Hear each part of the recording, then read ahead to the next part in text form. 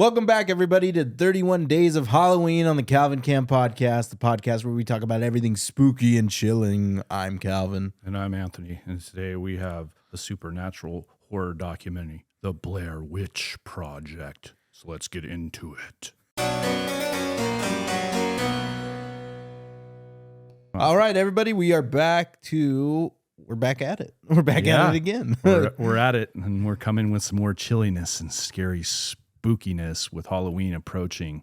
We have The Blair Witch Project, which is a supernatural horror film directed and edited by Daniel Merrick and Edward Sanchez. It's a fictional story about three student filmmakers, Heather Donahue, Michael C. Williams, and Joshua Leonard, who hike into the Black Hills of Burkesville, Maryland in 1994, and a documentary about a local myth as we know it, the Blair Witch Project. Three disappear, but their equipment and footage was discovered years later.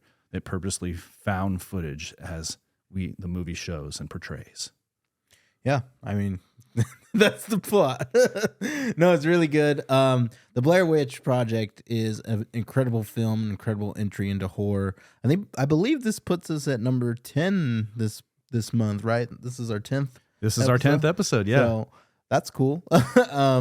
Yeah, but The Blair Witch, it's awesome. And rewatching this movie, I haven't seen it in a long time, so watching it again was refreshing. I understand why it has the hype that it does, because it's one of the biggest cult classics in film and horror film, especially, and it inspired such a genre of this type of movie. Yeah, this movie basically it set off the whole found footage camera genre. Honestly, like we said before in our fourth episode on 31 Days of Halloween, the Paranormal Activity episode, it kind of like sparked the fire for these type of movies to come out. Yeah, there's several movies that I feel like were influenced just by this, and I'm not sure if this movie was influenced by any other movies that are older than this, but obviously Paranormal Activity. I can think of Quarantine or Wreck, and even Cloverfield.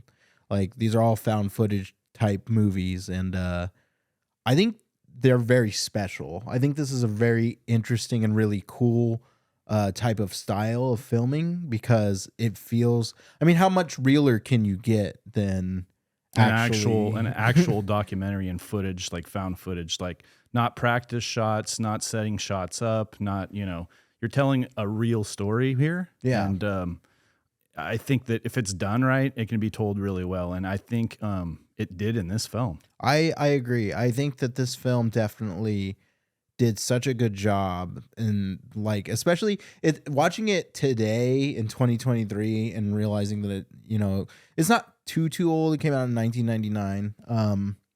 But watching it now, I'm like, wow, we used these cameras. There was a handy cam. It looked like there's no stabilization in those cameras and stuff. Yeah, Heather Donahue had like a handy cam in one of the shots I saw when she's filming Josh and Mike, and you can just tell oh my god, this is super low budget.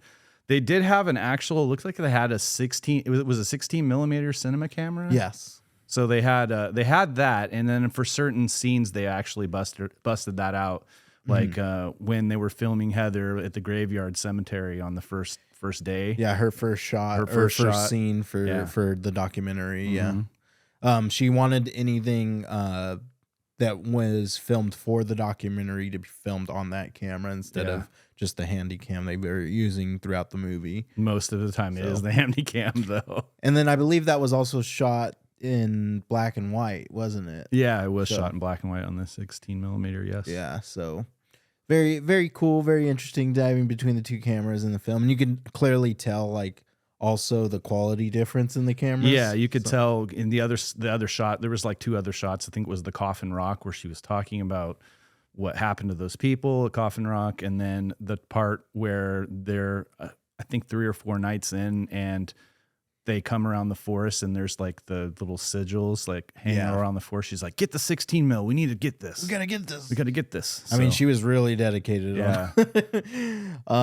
Yeah, this movie's solid. I really enjoyed it. Watching it again, I had a good time watching it again. The suspense is real. It's got Yeah. really good suspense, and I think that just plays on the fact of like how real this movie is filmed. And it's impressive. I think Yeah. it's very impressive. It was also impressive that it was shot in Maryland and it took 8 days for them to do it. Yeah. And the budget for this film was what, like between 30 and 60K? Yeah, that's the And budget. yeah. And short after they had some final costs, which cost in post production like 200 to 750 after all the edits. Yeah, and so whatnot. somewhere in between you're racking it up. You're racking it up there in costs for everything. But it paid off because like grossing what? It made over 200 and something mil. Yeah, 250 million worldwide. Yeah, that's amazing. Like For what independent film, that's more than you could ask for. that's so much gain. Yeah. So, I mean, obviously it's highly successful. At the time, I'm sure a lot of people talked about it, but nowadays it's for sure one of the biggest cult classics in film, especially horror. So many cult classics in horror genre. That's one thing about doing this series, this 31 Days of Halloween, that I've noticed is a lot of cult classics. Yeah, there's a lot of cult classics and a lot of films that are just they're iconic and they pave the way for certain genres of horror. Yeah. So, yeah. No, there's yeah, like I said, really enjoyed this movie. There are a lot of scenes in this movie that are kind of disturbing, especially going off the fact of how real this is being portrayed. Like when they lose, I think they lose Josh first. Michael's there, they lose Josh. Yeah. I think it's the last 30 minutes of the movie. Yeah. They lose Josh. When they lose him, and then they find the piles of sticks around, and then like she opens it up, and it's just like a bloody molar, like Yeah. big old tooth in there. I was just like, oh my God, like that's shocking. And all of the different like sigils and twigs and twig people that are And rock yarned together. formations. Yeah. Yeah, the rock formations around their tent are like, I didn't see those rock formations yesterday. Just like, you think that someone would randomly come out in the woods and put rock formations here? It's just like, yeah, that's just like, what? You got What's like going on fucking here? Yogi the Bear out there fucking Yeah. putting rocks around their tent and shit. No, yeah, I thought that was I think that's pretty suspenseful and pretty eerie, especially playing off of the whole mythos of the Blair Witch. And I thought that the part where I think it was their second night where they're sleeping, and then all of a sudden, like, something attacks the tent, like, Yeah, and shakes it. yeah, and shakes it. I thought that part was really fucking scary. Actually. Yeah, that part was pretty freaky. And did you hear the ambience in the background? I heard like children Oh, yeah. laughing. So the sound work was like really, really good in that scene Yes, it was. on that night. And then there was the night before, I think the night before that, when they heard the crackling, Oh yeah, like you hear, he's like, Heather's like, do you hear that? He's like, no, go to sleep. go to sleep. Well, it's nothing.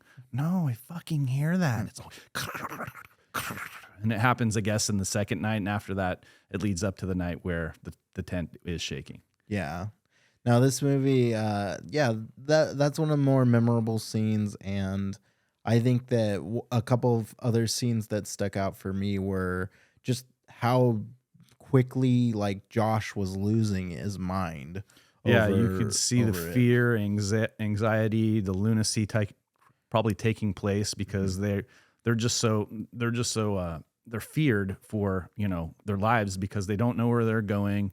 And then there's the hystericalness, like Mike kicks the map into the river and laughs about it. It's like, and then Josh and Heather are like, that's fucked up, dude. Why did you do that?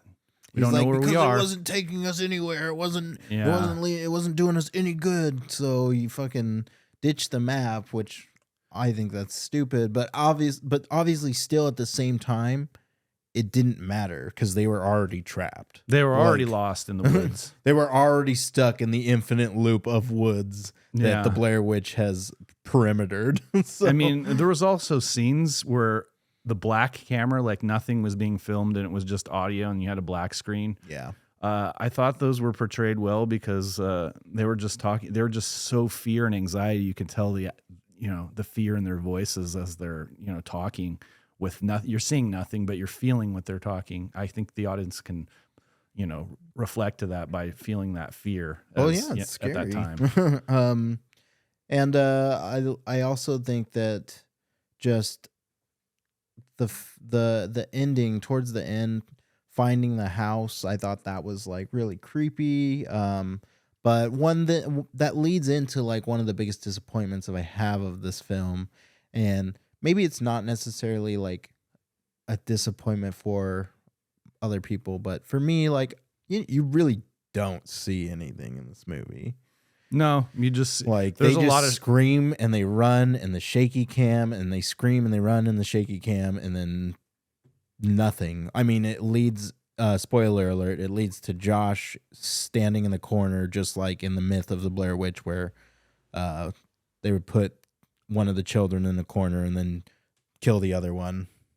yeah, and that's all you get, and then the camera falls, and then we go And that's the it. credits. You don't see nothing. You don't see the witch. You don't see anything at all, and it's just a little lackluster for me. But Yeah, that's. I mean, I think it's kind of expected in this film. I think it was just they shot it in 8 days. So yeah, exactly. They shot not only they shot it in 8 days, super low budget, and on top of that, like probably really limited resources. yeah, So I just I have a lot of respect for the movie itself.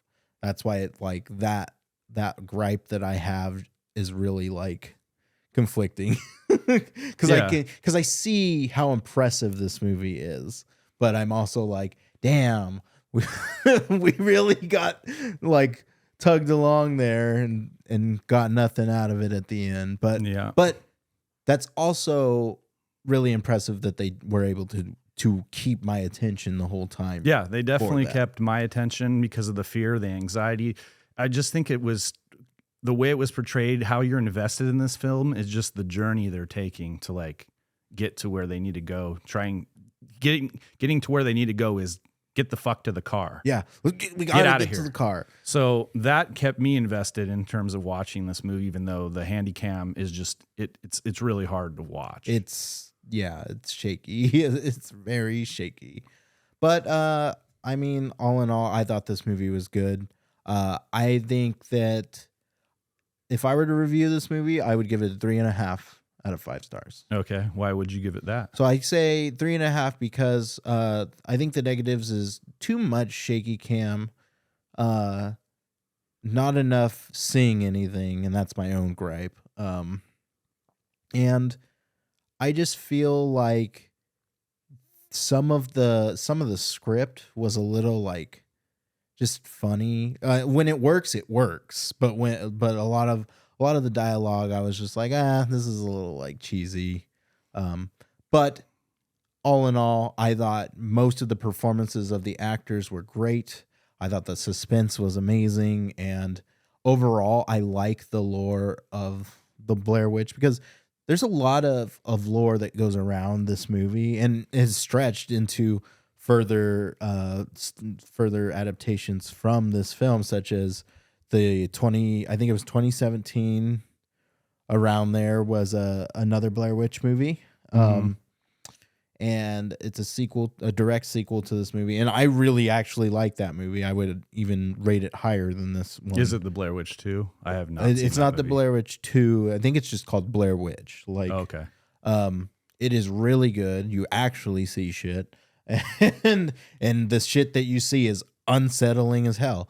And that movie spawned a video game that came out for PlayStation, and I think Xbox as well. But it's all of the same name, not the Blair Witch, just Blair Witch. It came out in VR, and it came out just regular FPS. Yeah, I was on Steam. I remember that on PlayStation as well. I haven't yet played it. I would love to play it, actually. I should play it this month for this podcast. Yeah. Back to what I would rate this film. Yeah, what would you rate this film? I'm with you on this, but I think I'm going to give it like maybe a 2-star. 2-star? Why would you give it 2? Well, the story was cool, but it's unconvincing. The only thing that really holds this is the actors and the emotion that they portray. The characters portray. in this film, and that's what really holds it. I mean, the other thing would probably be, well, it was a revolutionary. It sparked the genre, so I give it that as well. But yeah, props to it. yeah, other than that, like you said, you don't really see much. You really don't. And I guess I just can't take that much of the camera shake. It was just too much for me. It's sickening. Yeah. But I mean, we had to talk about it because it is a cult classic. It is a cult classic, and what it does well. Like, the actors were fabulous in this movie. Yeah. Like, I think you should check out the second one. I will. It's good. It's for sure. Yeah, so let's get on to fun facts. Let's do some fun facts for this Yeah, I got movie. some fun facts for this one. What do you have? I have some here. We start with a missing persons poster showing Heather Donahue and Joshua Leonard and Michael C. Williams as a part of the film marketing's campaign tried to portray the real life events of this tragedy. Oh. It's kind of cool. So they used marketing to do this. Yeah. This film was in the Guinness Book of World Records for top box office ratio. That's really crazy. The film cost $60,000 to make and made back about $248 million, a ratio at $1 spent for every 10,931 made. So that's kind of a cool ratio. It's impressive. So yeah, that is really, really cool. Yeah, we talked about earlier, the earnings, like the difference in spending in budget wise to like what they're profiting it's very impressive. Yeah, it's crazy. The director kept touch with the actors, Heather Donahue, Michael C. Williams, and Joshua Leonard via walkie-talkies, so they ensured that they wouldn't be lost on their trek. Reportedly, they got lost at least 3 times. Damn, I'd be freaking out actually. Yeah, that one was cool. We're at 46 minutes in the movie where the scene where the main actors are sleeping in the tent suddenly shakes violently and they all get scared. This was unscripted, and the director shook the tent, and the actors were actually really scared. That's amazing. That's how you direct. Yeah, I thought that was a really cool fact. This is a cool one too. Heather Donahue's mother received sympathy cards from people who believed that her daughter was actually dead or missing. Of course. We also reiterated this film took 8 days to shoot, which is still phenomenal for how much it made. Just like in Paranormal Activity, it was shot, a short period of time and still made a ton of money. Yeah, like a week. One of the video cameras used by the actors was bought at Circuit City. After the filming was completed, the producers returned the camera for a refund, making their budget go even further. That's interesting. That's funny. It's pretty funny. As of 2002, the town of Burkittsville still gets fans flocking to see their cemetery. Well, that's where awesome. this legacy holds up on this film, and that's why it's a cult classic. Yeah, there's a lot of fun facts for this movie. We got a couple more though. Yeah, let's do like 3 more. Okay, we have we talked about that one. A series of young adult books titled The Blair Witch Files were released randomly in subsidiary Bantam from 2000 to 2001. The books were centered on Cade Merrill as a fictional cousin of Heather Donahue who investigates phenomena related to the Blair Witch. She tries to learn what really happened to Heather, Mike, and Josh. Nice. That's pretty cool. And we have one more I can put out here, which is kind of related to our remix episode, which was kind of cool. In 2000, the Gathering of developers released a trilogy of games based on the film, which greatly expanded the myths of the suggested film. The graphic novels and engines and characters were all derived from the earliest game, Nocturne. Remember the game I said Nocturne remake? You talked about that. So, so that was an interesting fact, I thought. And cool. Yeah, that's all we got for facts today, guys. All right. Well, that's going to conclude day 10 of 31 Days of Halloween. And thanks for joining us, and we will catch you tomorrow. Yeah. Good night, everyone, and thanks for joining.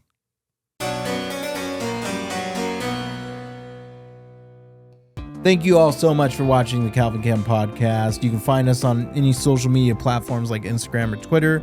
Go check our podcast out on Spotify, Apple Podcasts, Google Podcasts, or Amazon Music. We also have YouTube channel, the Calvin Cam. Go over there, hit that like and subscribe button, and follow us there. As well as you can now really support us on Patreon.com.